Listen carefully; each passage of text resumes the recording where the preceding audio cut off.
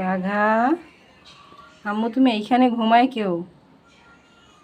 যেখানে পটি করে পিক করে সেইখানে কেউ ঘুমায়? হ্যাঁ, এদিকে ঘুমানোর জায়গা, তাও আবার এইভাবে? সি সি সি সি বাঘা, এইভাবে কেউ ঘুমায় বাঘা? আম্মু আসলে আমার বাঘার শরীরটা আজকে ভালো না। অন্য একটা বিড়ালে কামড় দিয়ে পা ফুলিয়ে ফেলছে। ওই যদি পাটার অবস্থা, পায়ের অবস্থা ভালো না, হাতের অবস্থা ভালো না, শরীরে জ্বালা থাকে, তাই হয়তো ভুল করে পটি করার জায়গায় ঘুমাই পড়ছে বালুর মধ্যে।